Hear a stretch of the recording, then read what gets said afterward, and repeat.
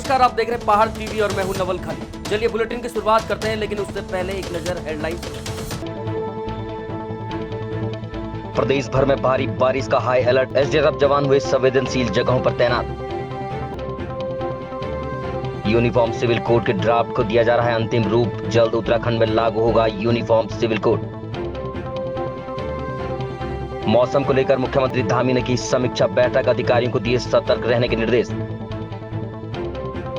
बद्रीनाथ धाम के आसपास नहीं मनाई जाएगी ईद, पंडा पुरोहितों की बैठक में हुआ बड़ा फैसला। समान नागरिक संहिता पूरे देश में उत्तराखंड की पहल पर लागू होने जा रही है। उत्तराखंड में समान नागरिक संहिता यूसीसी का ड्राफ्ट बनाने के लिए गठित समिति इन दिनों उसे अंतिम रूप देने में जुटी है। मुख्यमंत्री पुष्कर सिंह धामी ने भी चुनावी भाषण में कहा था कि राज्य में भाजपा की सरकार बनने पर यहां समान नागरिक संहिता लागू की जाएगी। मुख्यमंत्री पुष्कर सिंह धामी ने कहा कि फाइनल ड्राफ्ट आते ही सरकार समान नागरिक संहिता को राज्य में लागू कर देगी। इससे ये भी स्पष्ट हो रहा है कि धामी सरकार द्वारा की गई पहल में केंद्र की सहमति भी सम्मिलित थी। मुख्यमंत्री धामी ने कहा कि समाज के सभी वर्गों और समुदायों ने खुले मन से अपनी बात समिति के समक्ष रखते हुए सुझाव दिए हैं। प्रदेश सरकार समिति का कार्यकाल 2 बार बढ़ा चुकी है। अभी कार्यकाल सितंबर तक के लिए बढ़ाया गया है। समिति को 2.5 लाख से अधिक सुझाव मिले हैं और ड्राफ्ट को अंतिम रूप दे रही है। अब विधि आयोग यानी कि लॉ कमीशन भी पूरे देश में समान नागरिक संहिता के लिए जनता से विचार विमर्श कर रही है। एक देश में सबके लिए एक समान कानून होना चाहिए, इसकी मांग लंबे समय से उठती रही है। हमने उत्तराखंड में इसकी शुरुआत की है। देवभूमि इसके लिए अगुवाई कर रही है और आने वाले समय में हमारी तो अपेक्षा है कि देश भर में ये कानून लागू होना चाहिए। तो माननीय न्यायालय का जो भी आएगा उसके अनुसार, क्योंकि विधानसभा में भी जो है प्रकरण काफी लंबे समय से प्रवर समिति को गया हुआ है और सारे पहलुओं पर देखने के बाद उस पर कार्रवाई होगी। अब खबर बद्रीनाथ से है, जहां बद्रीनाथ पंडा समाज के पुरोहितों ने बकर ईद पर बद्रीनाथ के आसपास के इलाकों में नमाज न पढ़ने की चेतावनी दी है और ये फैसला बैठक में लिया गया है कि बद्रीनाथ के आसपास किसी भी जगह पर नमाज नहीं पढ़ी जाएगी और यदि कहीं पर पढ़े जाने की सूचना मिलती है तो इसका विरोध किया जाएगा। तीर्थ पुरोहितों ने पुलिस के सामने अपनी बैठक को रखा और कहा कि किसी समुदाय के लोग पहले की भांति जोशीमठ में जाकर नमाज पढ़ सकते हैं, लेकिन हनुमान चट्टी से ऊपर यदि कोई बकर ईद मनाता दिखा तो तीर्थ पुरोहित आंदोलन करेंगे। वहीं इस फैसले के खिलाफ बरेली के मौलाना शहाबुद्दीन का एक भड़काऊ बयान आया है, जिसमें वो कह रहे हैं कि नमाज पर रोक का फैसला मुस्लिमों के खिलाफ है और इससे मुस्लिम हिंदू भाईचारे को नुकसान होगा।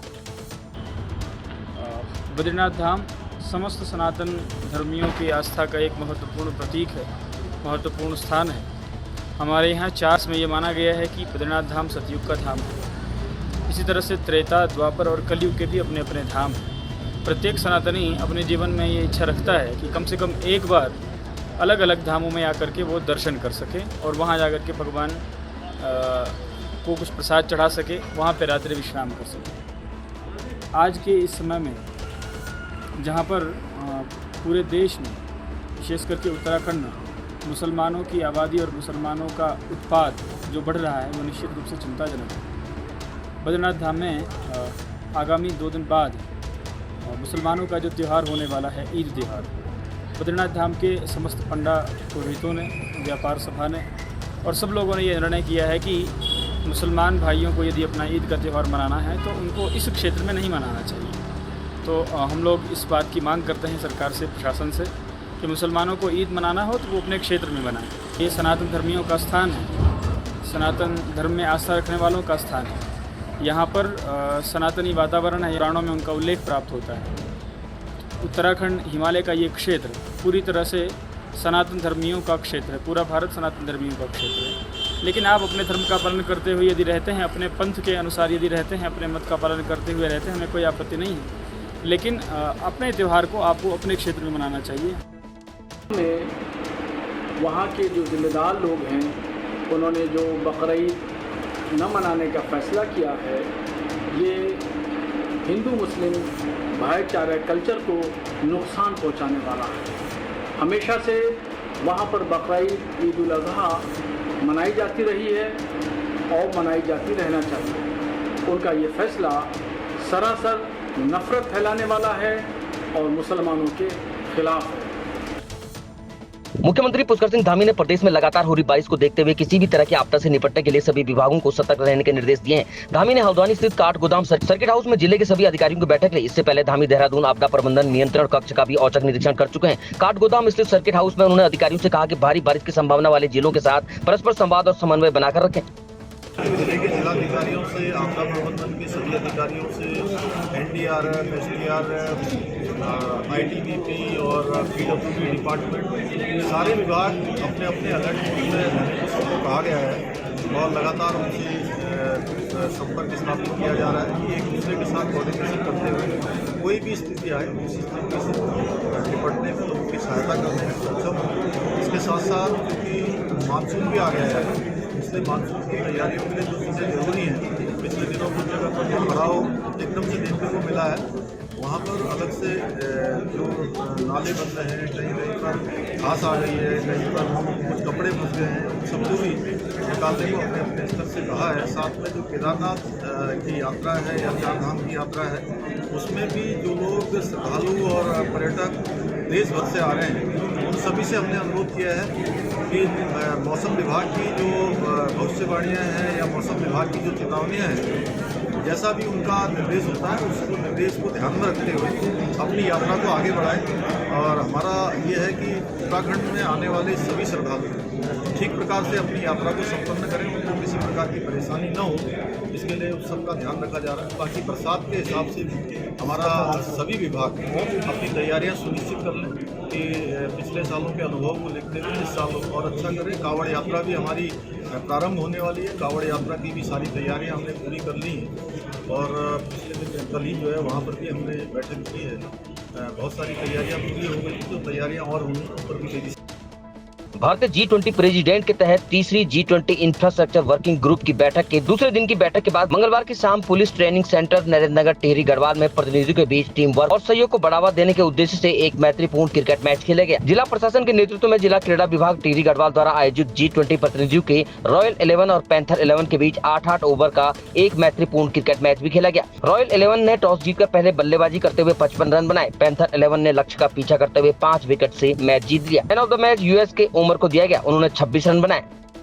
अब खबर विकासनगर से है, जहां पछुआ दून के किसानों की समस्याओं को लेकर एक बार फिर भारतीय किसान यूनियन द्वारा तहसील परिसर में सांकेतिक धरना दिया गया, जिसमें किसानों की समस्याओं को हल करने और उनकी मांगों को लेकर नारेबाजी करते हुए प्रदर्शन किया गया। इस दौरान प्रदर्शनकारियों ने कहा कि सरकार आज किसानों के लिए कई योजनाएं चला रही है, लेकिन उसका लाभ किसानों को नहीं मिल पा रहा है। वहीं उन्होंने कहा कि मानसून शुरू हो चुका है, जिसमें किसानों को फसलों के नुकसान के साथ ही भू कटाव का भी सामना करना पड़ता है, जिसके चलते मुआवजे के लिए तहसील कर्मियों के चक्कर काटने पड़ते हैं। प्रदर्शनकारियों ने चेतावनी दी कि शासन प्रशासन ने अगर जल्द ही सुध नहीं ली तो तहसील परिसर में एक बड़ा आंदोलन होगा।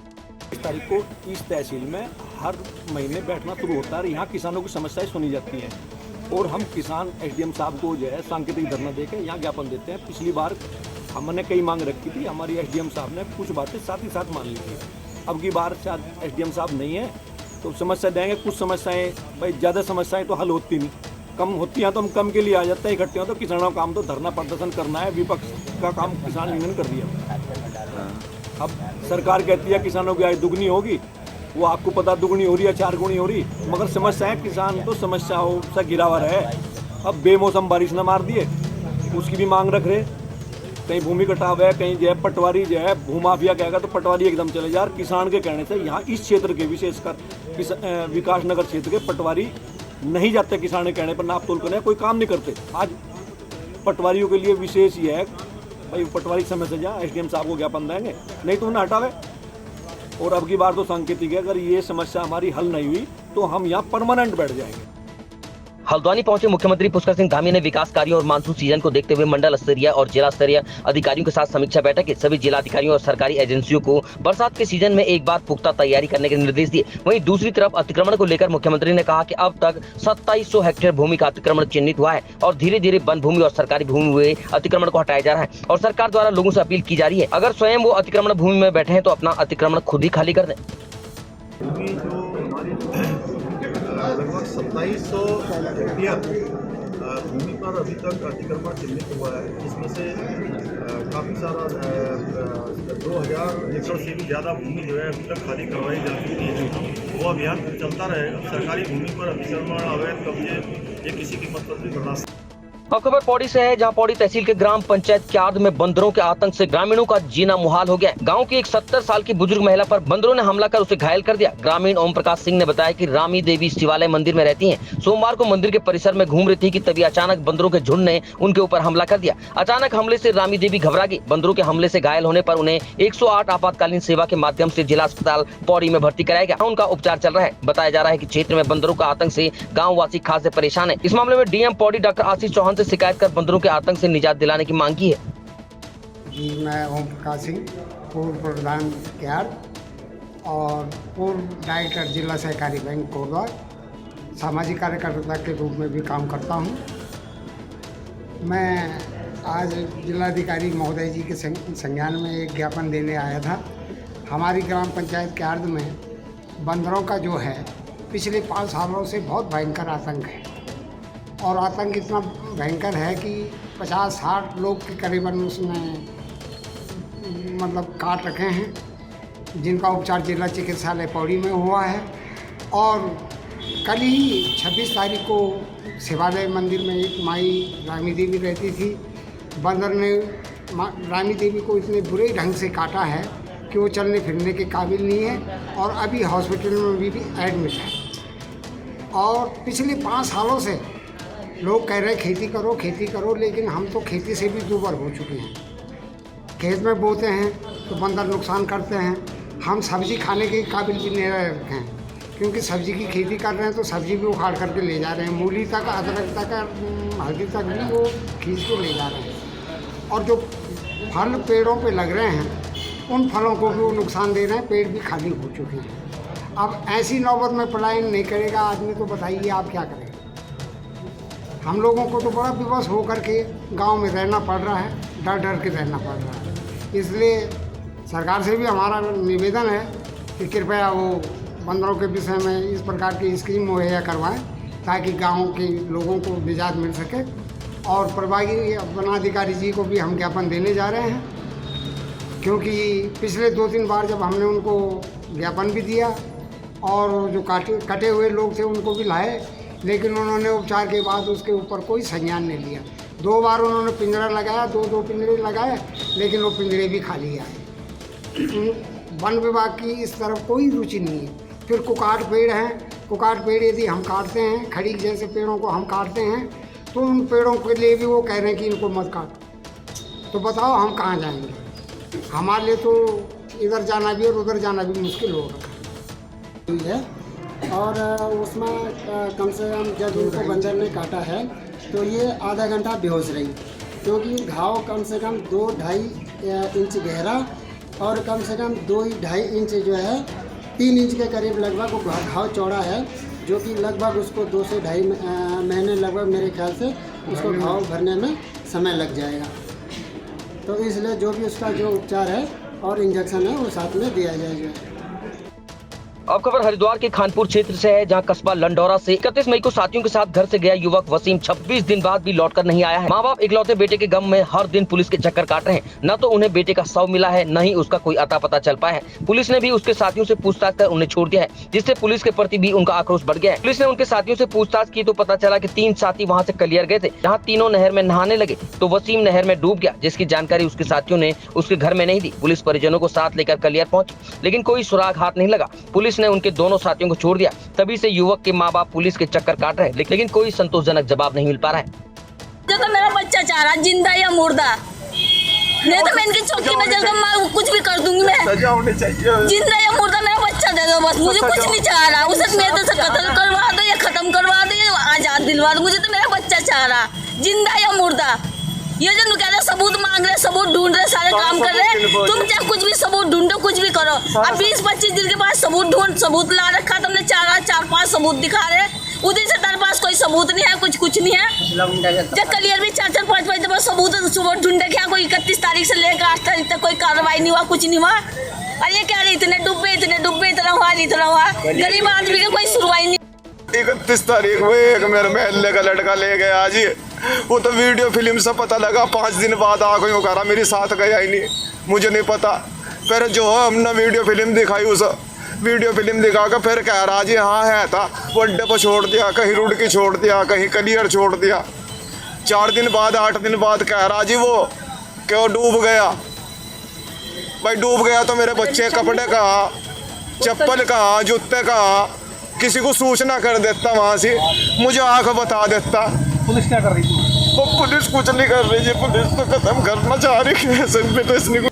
अब खबर नैनीताल से है, जहां होटल से सीवरेज का पानी सड़कों पर बहाए जाने को लेकर क्षेत्र के युवाओं ने विरोध प्रदर्शन किया। आरोप है कि नैनीताल के रामगढ़ विकासखंड के गांव के ऊपर कई होटल संचालित हो रहे हैं, जिनके सीवर सड़कों पर खुलते हैं, जिससे सड़कों के नीचे बसने वाले गांव सूपी, सतबुंगा, कोकिल बना, सुनकिया गांव में समस्या उत्पन्न हो गई है। ताजा वीडियो सूपी के कासा ड्रीम होटल का है, जो अपना सीवर सड़कों पर बहा रहा है। होटल की इस हरकत से ग्रामीणों में काफी आक्रोश है। उनका कहना है कि आए दिन ऐसे मामले देखने को मिल रहे हैं। उन्होंने प्रशासन में इसकी शिकायत भी की है, लेकिन प्रशासन तब भी चुप्पी साधे बैठा है। बागेश्वर विधानसभा चुनाव में भले ही कुछ वक्त बचा हो, लेकिन चुनावी सरगर्मियां तेज हैं। उत्तराखंड के पूर्व मुख्यमंत्री और कांग्रेस के वरिष्ठ नेता हरीश रावत हल्द्वानी में मीडिया से मुखातिब हुए। इस दौरान उन्होंने बागेश्वर विधानसभा उपचुनाव को लेकर कहा कि कांग्रेस अपनी तैयारियां लगभग पूरी कर चुकी है। हम चाहते हैं कि सरकार बागेश्वर विधानसभा उपचुनाव को समय पर करवाए। उन्होंने कहा कि उत्तराखंड के अंदर जिस हिसाब से स्कूलों में टीचर नहीं है, अस्पतालों में डॉक्टर नहीं है, महंगाई चरम पर है और तमाम मुद्दों को लेकर जनता के बीच में जाएंगे। हरीश रावत ने कांग्रेस नेताओं से अपील की कि बागेश्वर के उपचुनाव को एक चुनौती के रूप में ले। बागेश्वर उपचुनाव में कांग्रेस का प्रत्याशी कौन होगा, इस पर फिलहाल कांग्रेस नेता हरीश रावत कुछ भी नहीं बोले। उन्होंने कहा कि ये तय करना कांग्रेस संगठन का काम है। सरकार समय पर इन चुनावों को करवाए और मैं सब कांग्रेस के लोगों का आह्वान कर रहा हूं कि इन चुनावों के लिए आप प्रदेश कांग्रेस ने जो कार्य योजना बनाई है पूरी शक्ति के साथ काम करें और जो जनता के सवाल हैं जैसे महंगाई है, बेरोजगारी है, युवाओं का जो अपमान हो रहा है, आज सड़कें हमारी गड्ढा युक्त सड़कों में बदल गई हैं, नलों में पानी नहीं है, तारों में बिजली नहीं है, स्कूलों में टीचर नहीं है, अस्पतालों में डॉक्टर नहीं है, महंगाई के साथ भ्रष्टाचार इस शासन में शिष्टाचार बन चुका है, हमारी संस्कृति पर हमला हो रहा है, जिसका ताज़ा उदाहरण जो है अंकिता भंडारी प्रकरण है। तो इन सारे मुद्दों को लेकर के हम बागेश्वर के चुनाव में जाएंगे और लोगों से कहेंगे कि इस सरकार को चेतावनी देने के लिए आप बागेश्वर से कांग्रेस को विजयी बनाइए और इन नगर निकायों के चुनाव में कांग्रेस को विजयी बनाइए। किस तरह के कैंडिडेट होगा सर बागेश्वर चुनाव में? ये तय करना जो है प्रदेश कांग्रेस का तय करना, इस पर कुछ नहीं। मैं तो क्योंकि इस क्षेत्र में सक्रिय रहा हूँ, उस क्षेत्र से सांसद भी रहा हूँ और इसलिए मैं इस अंचल के कुमाऊं अंचल के कांग्रेस जनों से अपील करने के लिए आया हूँ कि इस चुनाव को एक चुनौती के रूप में लें और आगे बढ़ें। हरिद्वार पुलिस लगातार उत्तराखंड को ड्रग फ्री बनाने के मिशन पर जुटी है। आपको बता दें कि जागरूकता पखवाड़ा के तहत नशा तस्करों के खिलाफ अभियान चलाते हुए बादराबाद पुलिस ने स्मैक समेत उत्तर प्रदेश के 2 ड्रग डीलरों को गिरफ्तार किया है। आमजन की सूचना पर पुराना पथरी पावर हाउस के पास से 2 ड्रग डीलर नाजिम और रेहान को 152 ग्राम स्मैक के साथ गिरफ्तार किया गया, जिसकी कीमत 15 लाख रुपए है। पूछताछ में आरोपी ने बताया कि खुद भी वो स्मैक पीने के आदी हैं और बरेली और शाहजहांपुर से स्मैक लाकर यहाँ फुटकर में बेच देते हैं, जिससे उनका स्मैक पीने का शौक भी पूरा हो जाता है और अच्छी कमाई भी हो जाती है। आरोपियों के खिलाफ NDPS एक्ट के तहत मुकदमा दर्ज किया गया है। हाँ, माननीय मुख्यमंत्री जी द्वारा चलाए जा रहे अभियान ड्रग फ्री देवभूमि मिशन 2025 के तहत जनपद स्तर पर भी एक चौपाल का आयोजन हमेशा से किया जा रहा है, जिसमें कल जो नशा मुक्त अभियान पखवाड़ा चल रहा है उसके तहत हरिद्वार पुलिस को एक बड़ी सफलता हासिल हुई है, जिसमें 2 ड्रग डीलर जिनके पास से लगभग 152 ग्राम स्मैक जिसकी कीमत 15 लाख है वह पकड़े गए हैं। और चूँकि अभियान बृहद स्तर पर हमारे द्वारा चलाया जा रहा है, पूर्व में भी ऐसे बहुत सारे ड्रग डीलर्स को बस्ट किया गया है, उनके खिलाफ आपराधिक इतिहास उनका पता किया गया, उनके खिलाफ कार्रवाई भी की गई है। इसी क्रम में एक बड़ी सफलता कल हरिद्वार पुलिस के हाथ लगी है, जिसमें 2 अभी गिरफ्तार हुए हैं। दोनों ही उत्तर प्रदेश के रहने वाले हैं और ये दोनों नशे के आदी हैं और जो नशा ये खरीदते हैं स्वयं सेवन भी करते हैं, साथ ही फुटकर में इसको बेच करके धनराशि अर्जित करते हैं। लक्सर में यूनियन बैंक ऑफ इंडिया संस्थान प्रबंधन द्वारा बुधवार सुबह 11 बजे एक ऐसी उत्तम वित्त पोषित और व्यापारिक गतिविधियों में शामिल तमाम बैंकिंग इकाइयों में से एक वर्गीकृत बैंकिंग शाखा का लोकार्पण किया गया, जिसमें पूंजी निवेश में सक्षम और वाणिज्यिक प्रतिष्ठान स्वरूप से लेकर ऋणात्मक बिंदु पर भी चर्चा की गई। आपको बता दें कि यूनियन बैंक ऑफ इंडिया के DGM लोकनाथ साहू के मुताबिक उत्तराखंड में करीब 115 बैंकिंग शाखाएं संचालित हो रही हैं और उनका सुदूर ग्रामीण क्षेत्रों तक पहुँच का लक्ष्य है। उन्होंने बताया कि 2009 में लक्सर स्थापित नई शाखा को नया स्वरूप दिया गया है। देखिए, यूनियन बैंक जो है पूरी उत्तराखंड में 110-115 शाखाएं हैं और हम कोशिश कर रहे हैं कि गांव-गांव तक हम पहुंचे। और ये जो पर्टिकुलर जो लक्सर ब्रांच है 2009 में शुरू हुआ था और तब से वही पुराना शाखा में चल रहा था, तो आज उसको नया नूतन शाखा दिया गया है, रूप दिया गया है और इसीलिए दिया गया है कि जो कस्टमर आते हैं उनको लगे कुछ वो लोग नेशनलाइज बैंक में कुछ उनका काम चल रहा है। तो ये मुख्य उद्देश्य था। और आपको ये भी मालूम होगा कि हम लोग जो यूनियन बैंक लक्सर शाखा 90 करोड़ का बिजनेस कर रहे हैं और हमारा टीम यहाँ के पूरी तैयारी है उनका कि 100 करोड़ तक बिजनेस इसी साल में हमने पूरा करेंगे। आप लोग का इसमें सहयोग चाहिए। सर इसके अंतर्गत हम अपने शाखा की तरफ से ये बोलना चाहते हैं कि जैसे नया परिसर हुआ है उस तरह से हम अपने कार्य को नई गति के साथ करना पसंद करेंगे, जिसमें हम अपने बैंक के जो शाखा के नए नए आयाम हैं, जो टारगेट्स हैं हमारे कॉरपोरेट ऑफिस से जो दिए जाते हैं उसको पूरा करें ही साथ साथ यहाँ के जो लोग हैं, जो मूल निवासी हैं, उनके जो एक्सपेक्टेशंस हैं उस पर भी हमारी ब्रांच खरा उतरे। हम अपने उतना स्तर तक सहयोग दे के करने का प्रयास करेंगे। हम आपको आग्रह करना चाहेंगे कि हमारे बैंक की शाखा ने अभी हाल में गोल्ड लोन शुरुआत किया है। पहले इस शाखा में गोल्ड लोन की सुविधा नहीं हुआ करती थी, लेकिन जनवरी से हम लोगों ने इसकी सुविधा प्रारंभ कर दी है, जिसमें कोई भी किसान या किसी भी तरह का ज़रूरतमंद आदमी अपने गोल्ड ज्वेलरी लेके आएगा और 5 मिनट के अंदर ऋण ले सकता है।